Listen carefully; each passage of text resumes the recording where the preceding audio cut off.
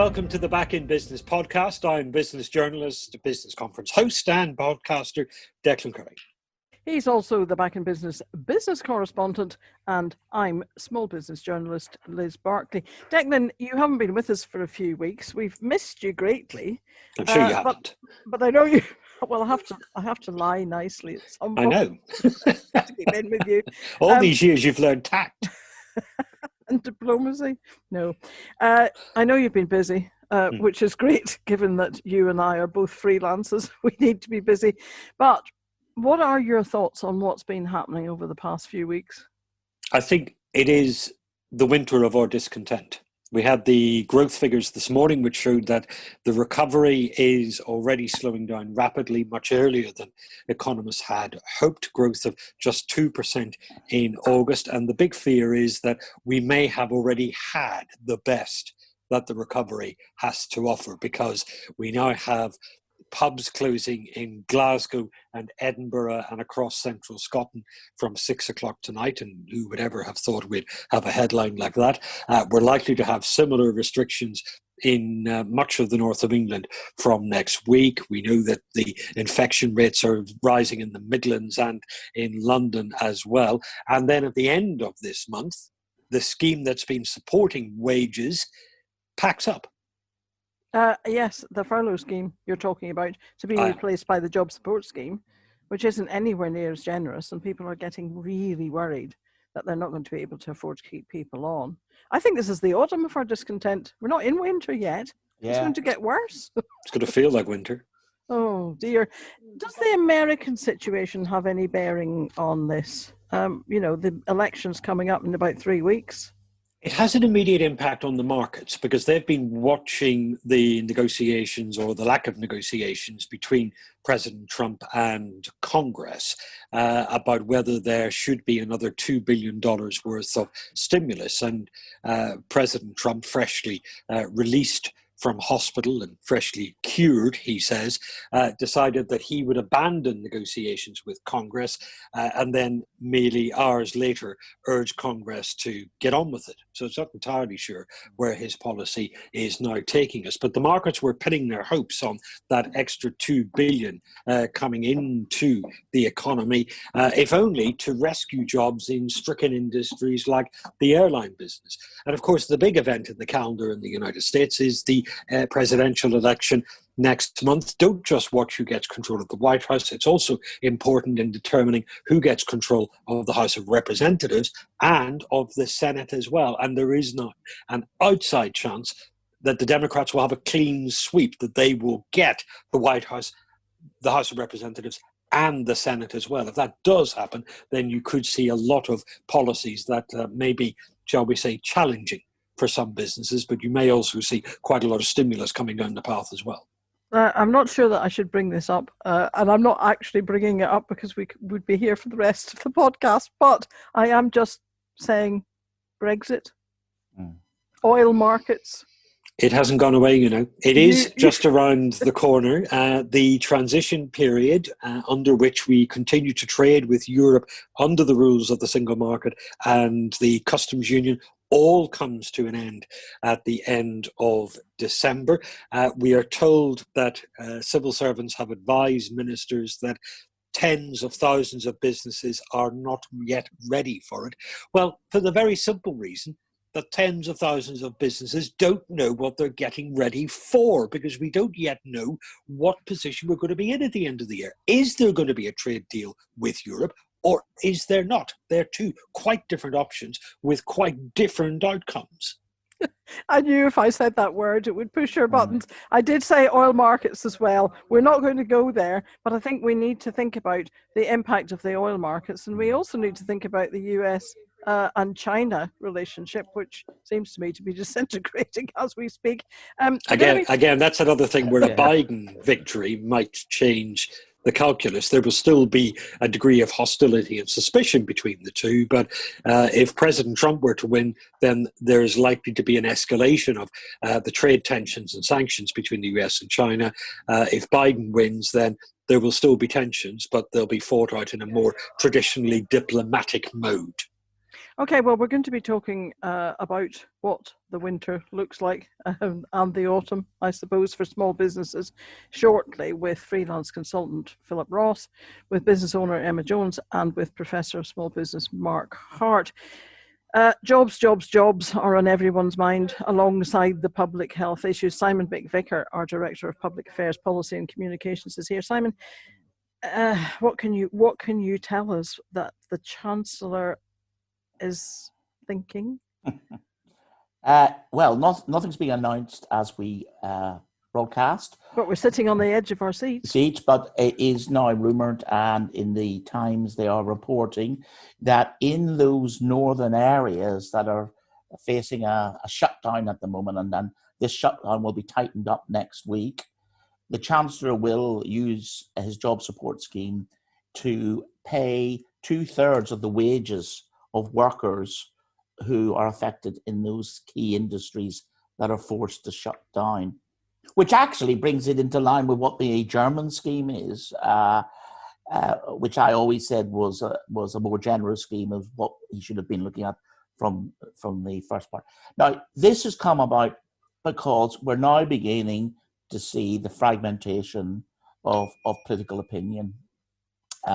First of all, the Labour Party now are beginning to oppose, and it's because probably of these northern mayors who think their areas have been treated unfairly, and they believe that the government is ruling by decree rather than consultation.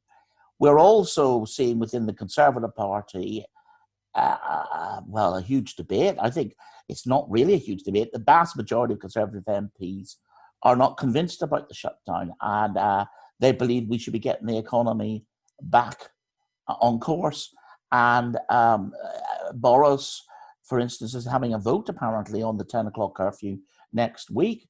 Well, if Labour vote with those Conservative rebels, he will lose that vote. So, I mean, the whole thing is a bit of a shambles. It seems that Boris is still going with the scientific advice, or the scientific advice that is close to him, the Whitties of this world. But there's more and more scientists saying, actually, we don't agree with them. So there's no real consensus in the science, I don't think.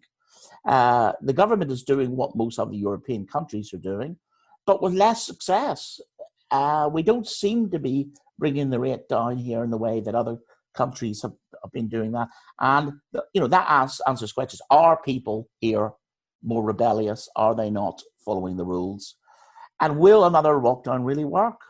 I mean, it hasn't worked the first time round. Don't you think though? Yeah. Sorry, Declan. I think I cut across you. I just think perhaps it's a bit like economists. If you ask 40 scientists, you get 40 different answers, and things don't seem to be much better under control in the public health way across the rest of Europe. But from the business front, are there other countries that are doing better? Well, I'm not sure France is doing any better. I mean, they've had a pretty severe lockdown again, and Paris is virtually shut down again. Sweden, I'm not 100% clear, but I think their economy is in a better state than ours, and they did follow a different strategy.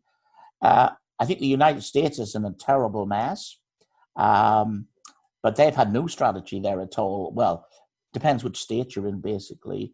But I think they're in a terrible situation. But I think if you go to a country like Australia, where there's been a much more coherent government response with a plan for jobs, etc., their economy is looking a little bit better. And I think maybe it's because we are a much bigger country with a lot of diverse populations living in it that it makes it more difficult. But I also think it's because our messaging, the government's messaging, has been unclear. People are now beginning to make up their own mind of what's right and what's wrong. They're not going to be scared into it like they were in March. And, you've got the ruling party disagree with the Prime Minister by and large. You're painting a rather gloomy picture. Can I also just say, I've heard today on LBC at lunchtime, the Mayor of London has been on talking about having a tighter shutdown in London, and that could be coming next week. Now, that does go a little bit against what the other northern mayors are saying, but Sadiq Khan has been very vocal in wanting to shut down London, and yet the London rates are not that bad compared to the rest of the country. So I think Londoners better beware. Simon, stay with us. We'll obviously talk a lot more about this as we go through the podcast, but you are painting a fairly gloomy picture there. I should say that we're recording this on Friday the 9th of October, and of course we are waiting for the Chancellor to say something. We think we know what he's going to say about what's being dubbed a 2/3 furlough. But Declan, we just have to keep an eye on that over the next couple of days. And by the time we publish this podcast, something will have been said. Hopefully. Otherwise, there are going to be a lot of businesses on the verge of closing their doors with no idea of how they're going to keep their workers on the books. Remember, the point of the furlough scheme was to say to companies, we've stopped you from trading, we've stopped you from opening, we've stopped your workers from bringing in sales for you, but keep them on your books. We'll cover the wages or a good proportion of the wages so we don't see a big rise in unemployment. The interesting discussion that's been going on this week has been along the lines of the viability of jobs. And the governor of the Bank of England, Andrew Bailey, was talking during the week about whether, how long does this have to run before you start saying that some of the jobs that can't continue in their normal way at the moment are gone for good, and how many of them are just out of action because businesses locked down and this is a temporary thing. And it's sometimes sort of difficult to lose sight of this. This is temporary. We are close to getting viruses, getting vaccines that have a very good chance of working into mass production within just a matter of months. Now, this has been massively accelerated, but a number of them are on the either in third stage trials or about to go into. We know the production capacity is there to build it up. It's not inconceivable that the first vaccines may start to emerge early in the new year, and that then becomes a game changer. Once the vaccine starts rolling out, then the economy can start reopening again and coming out of its hibernation. Quite how we suddenly vaccinate 50 to 60 million people in a hurry is a whole other issue. Well, anybody that's just tried to get the flu jab under 65 will say it's impossible. And it doesn't fill me with great confidence that the government will be able to get us all vaccinated against COVID-19. Which is why it was so interesting to see ASDA yesterday announce it was going to do drive-by vaccinations. Yes. Now, there's an innovative approach to vaccinating a lot of people quickly. And indeed, I got mine in the end from Tesco's, but they have now run out. You were always a better value shopper than I was, Simon. Every little count. No plugging. But you're not. I don't see anybody patting their back pocket. Can I bring in Philip Ross? Philip works as a freelance IT consultant, a business analyst, and a project manager.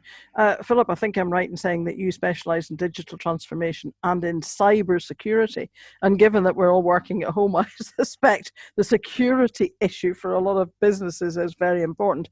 But what are you? Are you freelance? Are you self-employed? Are you the director of a limited company? How do you describe yourself?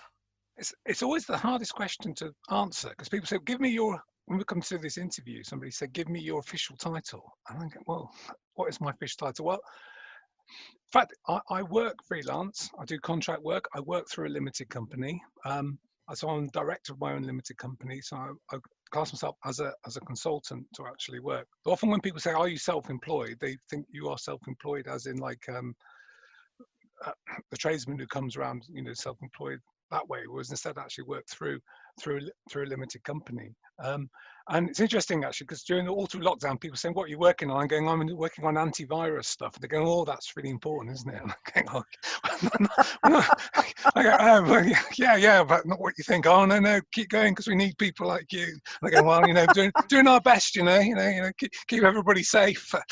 But, so that's why you've just been down the pub. You've been brought lunch by somebody who thinks that'll get them the virus. Keeping everyone safe. But there you go. Yeah. Well, how have the last 6 months been? And presumably, as the director of a limited company, you've been finding it a bit difficult to get support from the government. Well, yeah, I think actually it's interesting because you started to talk about winter discontent. You mentioned autumn.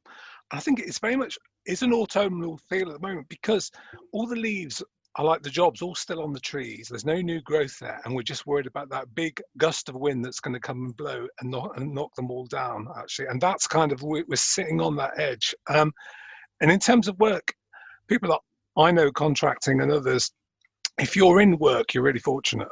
And, and I just finished a contract recently, and I've got offered to carry on to do another one. But I did walk over to the edge. I thought, well, maybe I won't stay where I am. And basically, you looked over the edge, and you're looking into the abyss. You're thinking, there's no work there. There is hardly anything out there, and it's actually quite terrifying because often you feel you've completed a piece of work. And the case of being a freelancer is that you move on. Actually, you move on to your next client to find actually a fresh challenge, and you're thinking, I'm not really sure that I want to do that.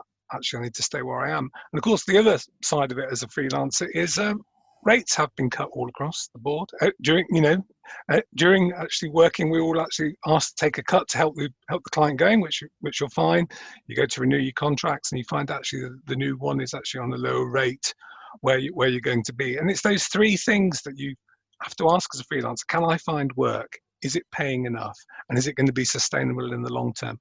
And all of those three are in that autumn period, if you know what I mean, actually, and they're all like on the edge, actually, thinking what's going to go on. Well, join Declan and I as freelance journalists. Our rates have been cut for the last 20 years. It's going down and down, I know. But it's that sustainability thing. Is it worth actually carrying on the risk and actually doing what you're doing? Was in the way you're actually doing it now for the lifestyle, actually you prefer to work this way. And also for me, I've got too old to work for somebody else, actually. So I'm stuck actually here as a freelancer. In terms of, you mentioned about government support and things, I have successfully, I've applied for one of these bounce back loans, which I've taken and I've actually put into the bank. And also I took the VAT holiday, so to defer paying VAT. I thought, well, I'm in work, but you don't know. That's the whole thing about working for yourself. It's a precarious existence. You've got to work for so long. You don't know how long that work is actually going to go on for. And it could just go any minute, can't it? Suddenly they can pull the rug and say, next week you're gone. And that's your basis as a freelancer.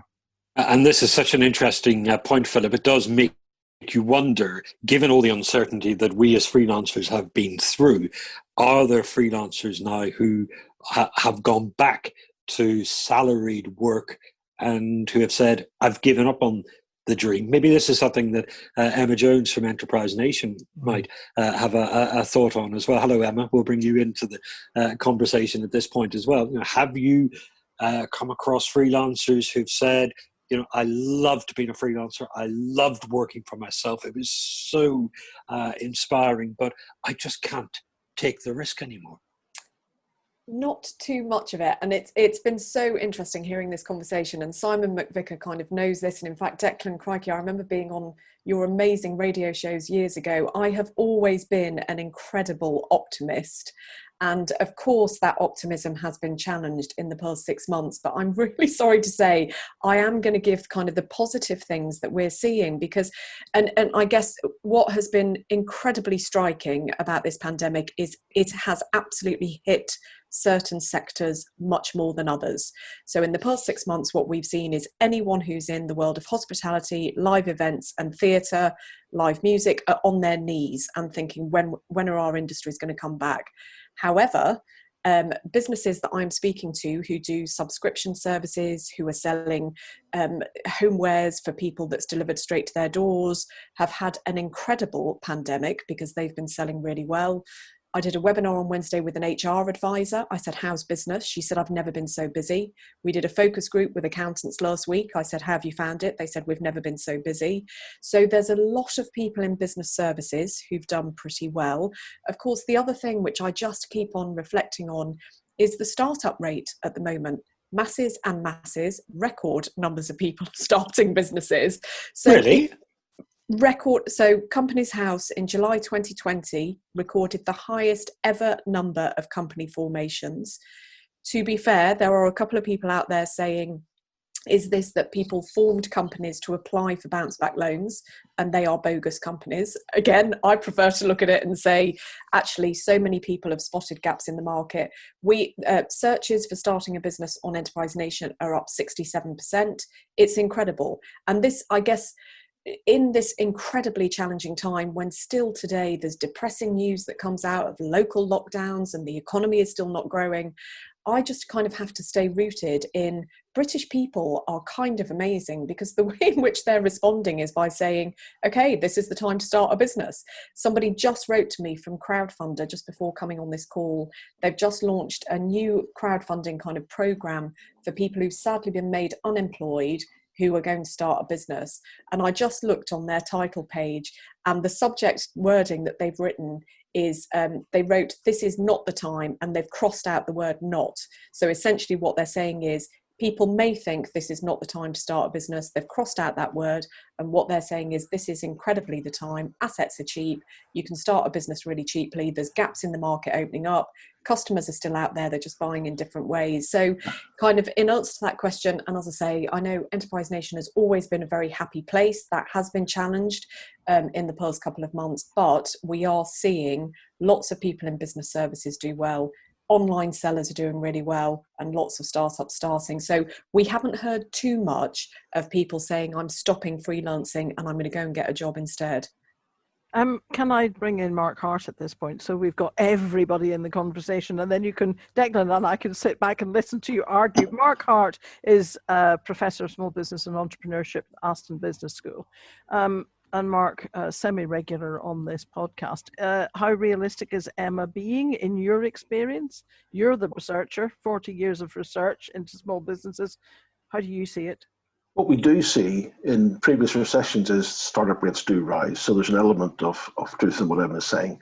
I would worry about the company house registration data, Emma, to be fair, because I think the scale of not just bogus, but people registering companies as a safety valve in many ways. I've looked at the data since January. It's all over the place. So I think that's settled down. I have worked with businesses since the pandemic started, and they are, I'm humbled by what business owners have been doing. There's no question about that at all. But I think the downside of this is quite clear. I did a piece with Jill Traynor in the Sunday Times last weekend, and I'm estimating that if we're not careful, we're going to lose 250,000 businesses in the next 2 to 3 months. Let's put that into context. This is not self-employed, by the way. This is employer enterprises who are on PAYE. Counts in HMRC. Where does that come from? It comes from the fortnightly survey that the ONS do. So basically what they're saying is that 1 in 6 firms have operating costs running way above their revenues at the moment. And if you look at, so there's just under 2 million employer enterprises in the UK economy, so you can do the math, you can work it out. This is horrendous. It's even worse than that, because 1 in 4 companies don't know if their revenues are exceeding operating costs or vice versa. So there's a real problem here stacking up. So I estimated even in the fortnight when the survey was done, we lost 18,000 businesses, closed permanently, with another 80,000 temporarily closing that fortnight, the end of August, when we were supposed to be seeing this great bounce back. And as we've seen from the data earlier today, the V has not bounced back. We're now moving into a very slow, gradual plateau. So that's created space. This is coming back to Emma's point. I think that culling of a lot of businesses is maybe creating a space for other people to move in, perhaps start up their companies and other businesses to perform better. So we need to see this in the round. And I just want to make one point about the self-employed, and Emma will probably know what I'm going to say here, is that the support is there for the vast majority of the self-employed. There's about just under 3 million who have been supported. Let's be clear about that. And I think the Chancellor's done a terrific job since the budget on the 11th of March, putting in place seemingly, 20 budgets since then, I guess, and another one due while we're speaking. And it's great, but the problem we've got is that there are about 1 million excluded. I don't want to end with this 3 million excluded number, by the way. There is 1 million excluded, and Philip, you've put your finger on the issue here. It seems that, the Treasury don't understand how an economy works and where freelancers and contractors fit in to the wider enterprise community. Small businesses are desperate for these contractors and freelancers to be on their doorstep, helping them deliver the services and products to their customers. It seems to be this sort of, these excluded are somehow not important. They're vitally important to our enterprise economy. I really would urge that something can be done about this, but the Chancellor seems adamant. Indeed, he gets quite upset when he's actually challenged on this, which I find quite surprising, actually, because in terms of the 110 billion spent on business support, what we're asking for the excluded is actually not a lot of money. So that's just to sort of put things in perspective a little bit. But the general thesis that, Emma, you're setting out, I'm fully in agreement with. There's businesses out there who are tripling their turnover, employing people, taking advantage of opportunities, and they're innovating their business models. It's terrific. There is, and just Mark, picking up on the point, I have to say one of my saddest days during the whole of this was actually the day that the Chancellor announced the self-employment income support scheme. And the reason being, and of course, Simon's background at IPSI, I don't know if he felt the same, but the Chancellor had said, so he had done furlough. And of course, what he said, and I have to say, I really kind of appreciate the Treasury's challenges that they've had. So of course, job number one was protect jobs. Furlough scheme comes in. The following week, self-employed income support scheme. And he announced it and kind of said, right, this is what I'm going to offer. It's available to these people. And I will never forget when it went into question time with the journalists, and one of the journalists asked a question around future taxation. And in that moment, the Chancellor said something like, because this support is being offered to the self-employed in a similar way as it is to employees, we may be reflecting this in future tax treatment and kind of national insurance contributions. And I remember watching this thinking, part of me has slightly died, that for kind of the past 20 years, there's been a lot of people working to show that the self-employed may not pay as much tax, but they deliver so much societal benefit. They have worked from home, they've contributed to local economies, they bring up the next generation of entrepreneurs in terms of their kids. And in one fell swoop, I do feel, and I appreciate it, that money has saved a lot of people who are self-employed. But at times of crisis, when you go to a Chancellor and say, I want to be treated as an employee in this challenging situation, the Chancellor quite rightly will come back to you when he needs to bring the money back in to say, remember that time I treated you like an employee, you will now be taxed like one. So that for me was quite a shame that, and if anything, it kind of goes back to the more that kind of the Chancellor gives out, at some point he's got to get it back. And just a final thing on limited company directors, because we have watched with interest the movement, Excluded UK, etc. And I always remember speaking with someone in Treasury back at the beginning when they were working on these plans. And the big thing that they said is we literally cannot distinguish if a limited company director who has paid themselves in dividends and rightly done it, we cannot distinguish whether you're a proper limited company director who needs the money or whether you're just a very rich shareholder who's been paid in dividends and you genuinely don't need the support. So I have felt for them, because I guess it's the way in which the country counts money. That's the only way in which they can deliver the support back. So I think they've delivered good support. And just a very final thing on just other positives, because as I say, I can't do anything but take positives from this experience because it's just been challenging for so many, is what has happened in the past 6 months is small businesses have activated business support. So there's been a reversal in a past 10 years decline of businesses accessing support. And in the past 6 months, of course, businesses have been like, crikey, I need an accountant. I need to figure out how to build a website.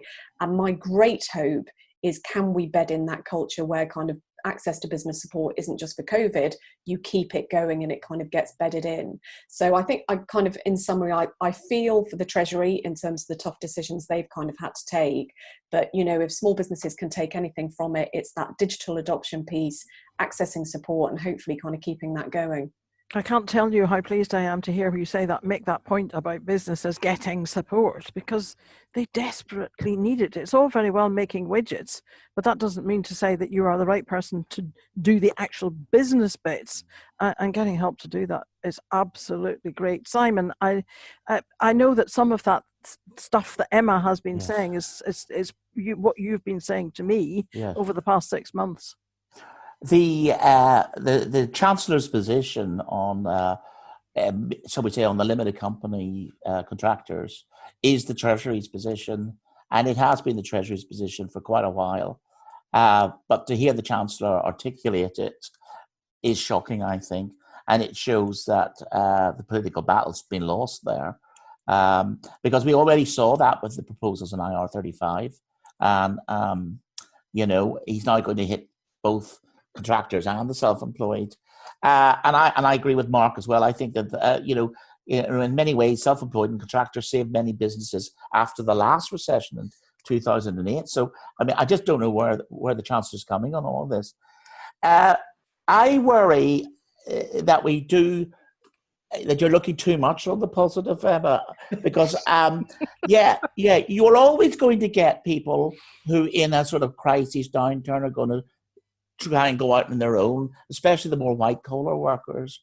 But what we're seeing at the moment is decimation in key sectors of, entertainment, catering, theatre, And these people are not the sort of people that are going to go out and start their own business.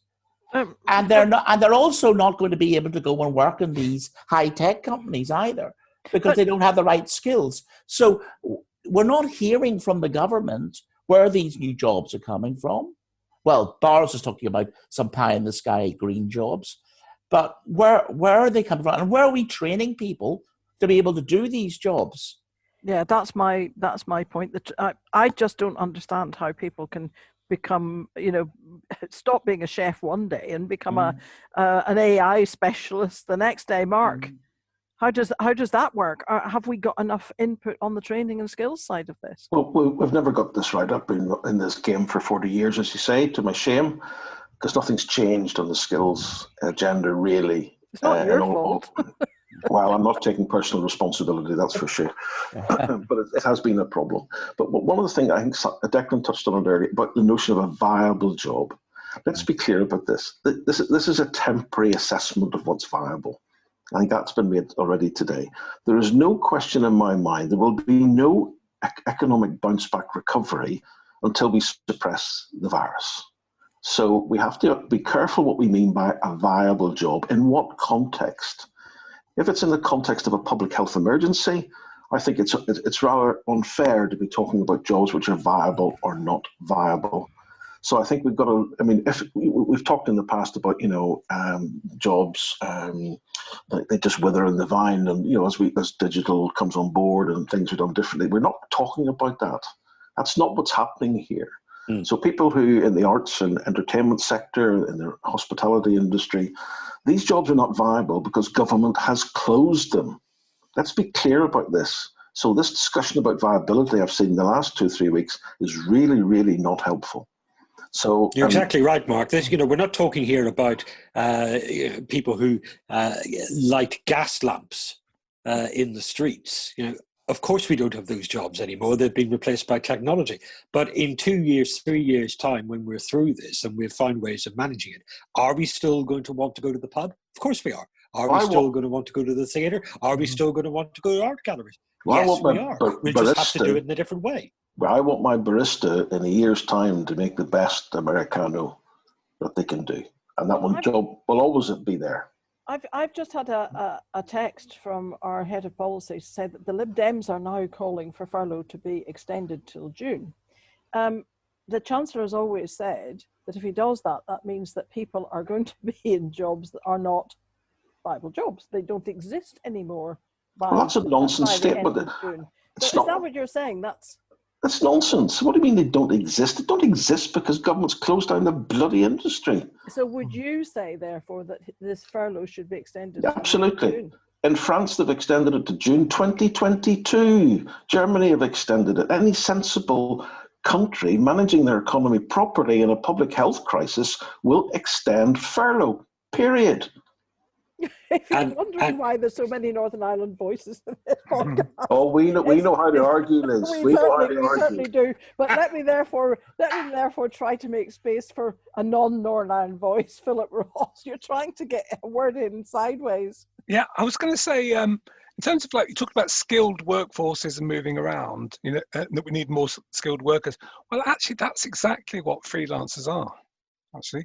Instead, you don't have to train up everybody individually. You can bring in people swiftly and easily, freelance workers, actually to come in and fill that skills gap. And that's the problem. When we're going to, Simon mentioned the off-payroll IR35 and all of these other changes, which is going to shrink down the freelance workforce so much. In 5 years' time, they're going to say, "Oh, we've got a huge skills crisis." We haven't got a skills crisis. We've got a flow of skills crisis, which is the problem. And lots of the skilled workers that you get, you can't train them for like 6 months and suddenly they've got that experience. You've got people 20 years experience in different industries who've gone freelancing. You can't create those skills overnight. Yeah, and that's the real value that your freelance economy actually gives. So perhaps people with few grey hairs like me or less hair going out actually delivering those skills. So that is a key thing. And your self-employed small businesses that we've been talking about, the building blocks of lots of small businesses are freelancers that you bring in to actually build that business up. Actually, you don't suddenly go and recruit 20 people overnight. No, you bring in a number of freelancers to do those things, and then you get rid of them, then you build up the business and you establish it. So that was my point, really.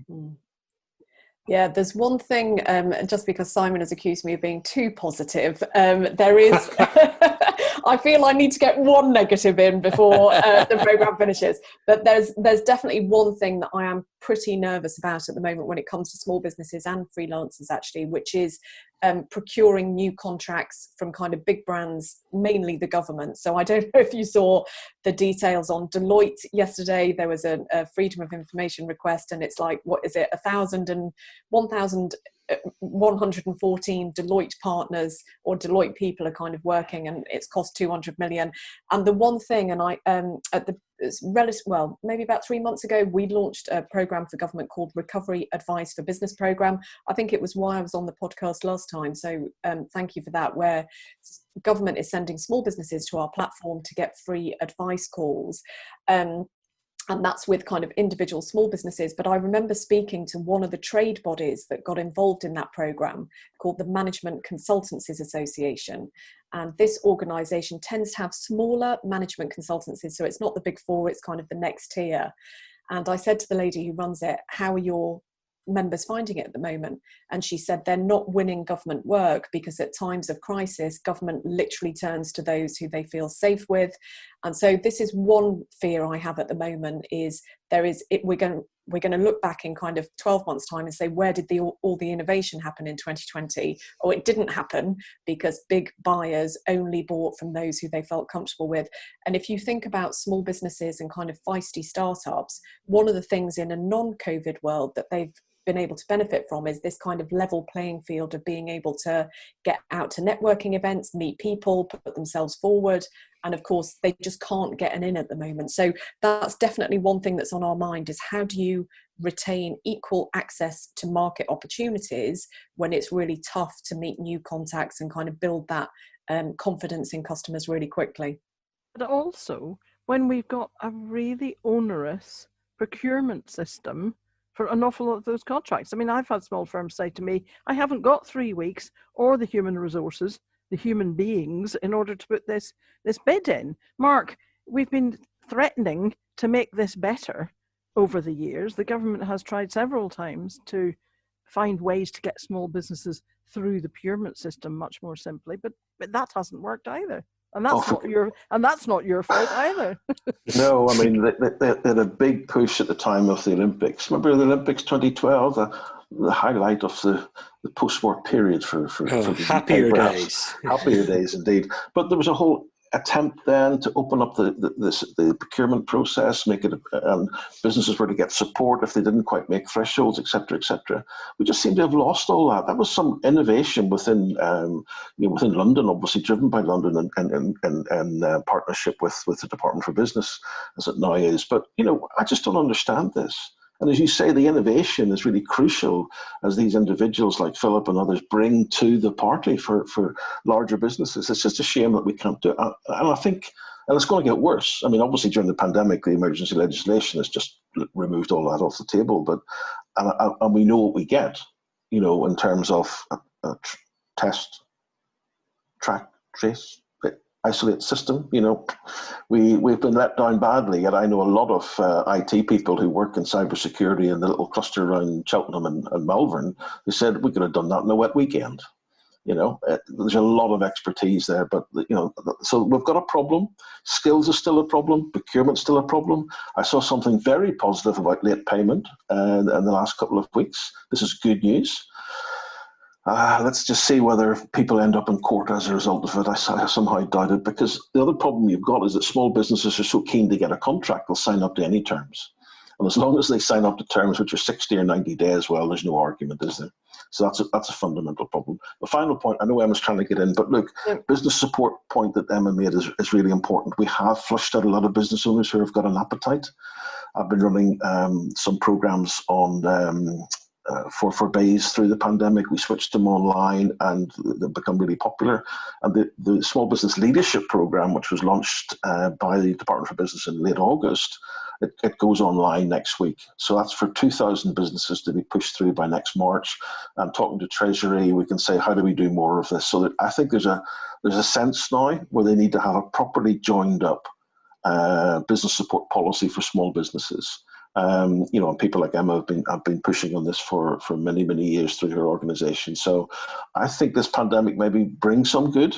So that's me being positive, you see. It can happen. It can happen. Wonders will never cease. I know. I was going to say to the producer, can you make a note of the time at which Mark Hart, Mr. Grumpy, time, month, and year was positive? 55 minutes into a podcast of 60 minutes. I knew we'd wear him down in the end. Emma, were you trying to get in? Well, I was just going to say, as Mark spoke, I've kind of was just thinking, at the risk of sounding an old bore, when Mark kind of said, where have we gone when it comes to procurement? I actually did have a role called SME Crown Rep for a couple of years, which was exactly focused on helping government buy more from small business. But the minister who appointed me at the time was Matt Hancock, when he was Minister for Cabinet Office. But the reason why I say I sound like an old bore is this was the time which most of us will remember, because we were definitely all around. Cameron was Prime Minister. Lord Young was in at number 10 as Entrepreneur in Residence. Daniel Korski was Special Advisor to David Cameron. Rohan Silva was in at number 10. Matt Hancock was Minister for Cabinet Office. George Osborne was the Chancellor. And for me, that was our halo time of entrepreneurship, because all of those big, beefy ministers from the Prime Minister down had this massive commitment to startups. And I watched a conference the other day. One of the think tanks did a conference where George Osborne was interviewed. And he made this brilliant comment. He was being asked, if you were the current Chancellor, what would you do now? And he said, I would fire up enterprise in this country. I would do everything in my power to get people starting and growing businesses. That's what I would do. And as he said it, I just thought, I want you back in charge, because I want him on the podcast. Philip. Well, hang on a minute. He has got a bit of a up and down track record, so be careful. No, but at least you would think that challenge him. The point was, I believe this Tory party has abandoned its roots in enterprise in this crisis. There's no question about that. Can I just say Boris Johnson has abandoned the Tory party? No, well, I think the cabinet around him, Simon, to be fair. Well, they're yes men, but I know the Tory party very well, and I can tell you this is not what the Tory party thinks. Well, that is a fair point. Philip, you were trying to intervene. About half an hour ago. What was I going to say? Well, in terms of procurement and things, actually, on local levels, we've got a very interesting model which has gone on in Preston, where you've got the Cooperative Council in Preston, where they decided to procure all of their services locally. And it's actually raised the prosperity of the town, because suddenly they said, instead of buying the cheapest, which may be down in London, let's buy locally on everything. And actually suddenly they've kept the circulation of money actually in the town and actually lifted the economy. So it's actually a really interesting model. And I think parties of all colours are now looking at this model actually on local procurement, not because politically it sounds like a good idea, but because it actually works. You keep money where it flows around. And actually that's kind of what we've parties have been talking for years. I can remember even Tony Blair was talking about local procurement, and everyone who was in opposition said we will do local procure everything, and nobody ever does it because they always default to buying from it's like the old thing about no one gets sacked for buying from IBM. Do you remember they used to say that? And it's the same, they always go to the big companies to actually to buy these services. And even on the my wife working in the NHS, and lots of the stuff that I'm hearing is even on the testing and everything, instead of doing testing locally, they decided to go for a few central labs, which suddenly held it all up. Instead of actually they created a local solution, actually would have been better. And usually what happens is they try a big centralized solution, they try that for ages, and then it all falls apart. Then they drop it down to the local level and they say, you just need to sort yourselves out. And that's when we then suddenly start to get our solutions, because, you know, lots of small businesses doing it like little speedboats zipping around as opposed to these huge big oil tankers going through. So, you know, small is best, is what I'm saying. Declan, I'm just staggered that the track and trace is less effective than an Irish grandmother. I know more about who has got COVID from the family grapevine than from any NHS tech system. It's not an Irish thing, though, is it, Declan? It is. It's certainly a Northern Irish thing. we're a social bunch, as you know. Yeah, we read the death notices every night, don't we? Yeah, well, that's because we know everybody. It's a small country. Oh, I know. I remember that so well. Yeah. Can I just ask finally, before we go, what else we want to see in terms of support for entrepreneurship, small businesses, over this winter? Because we've got to come out of this at some point. So we need to be building in the elements that will get us through it. Philip, what would you like to see?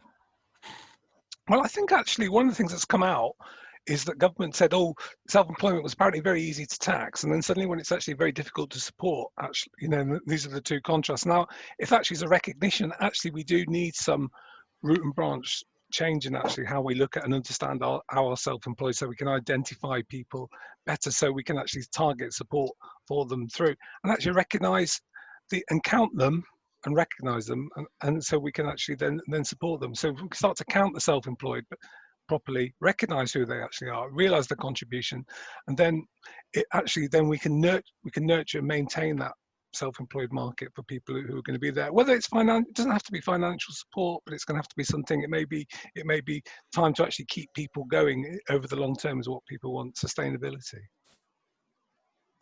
Couldn't agree more with that. I think what the Germans did within a few weeks of the crisis really becoming obvious it was going to hit the economy, they sent a grant to everybody in business, self-employed or not, 9,000 euros. That's what they got, cash in hand immediately.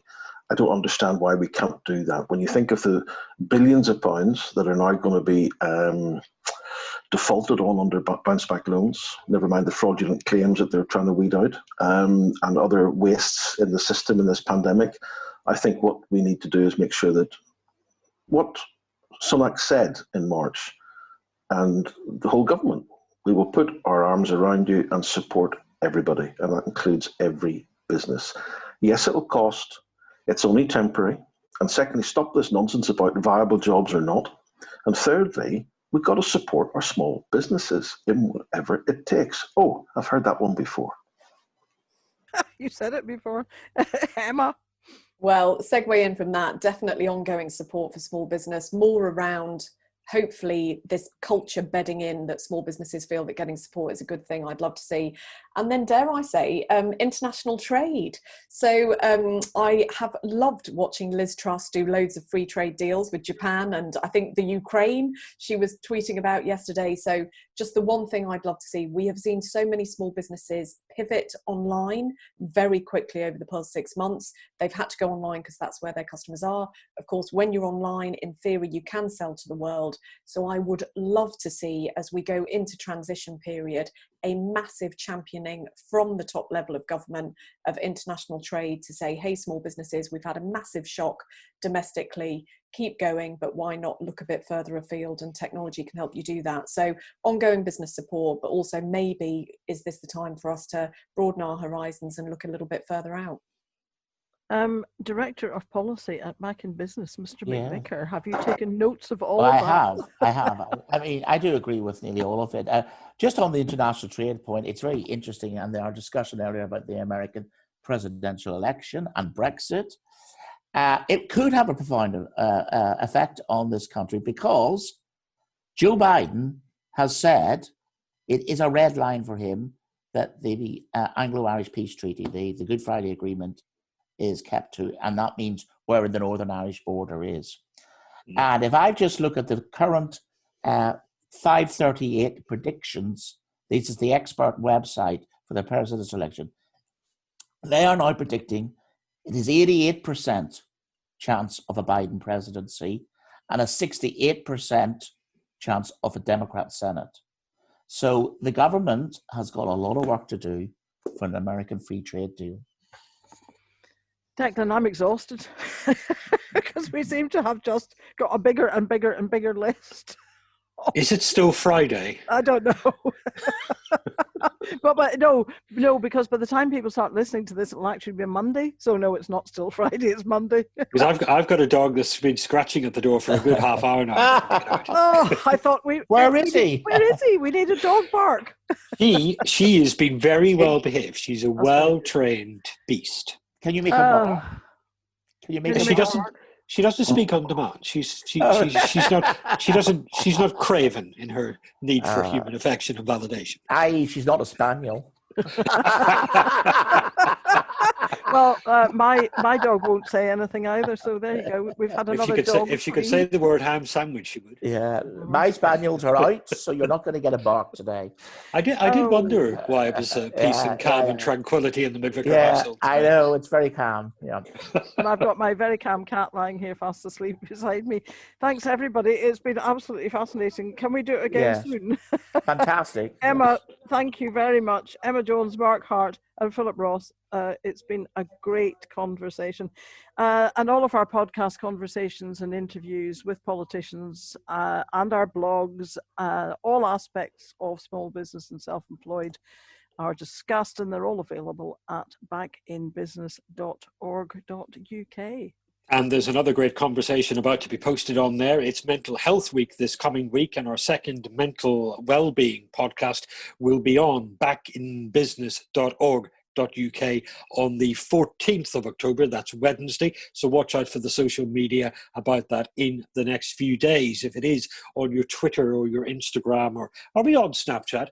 It changes so much now. Not yet. The kids tell me it's important. Yes, and Instagram. Anyway, if it appears on your social media, share it. And retweet it and all of that stuff. And find us on LinkedIn and on Twitter. We're on Twitter at business_backin. And we comment on all the business news as the week goes by. And there'll be another great conversation this time next week. So join us then. See you all soon. Thank you, Liz.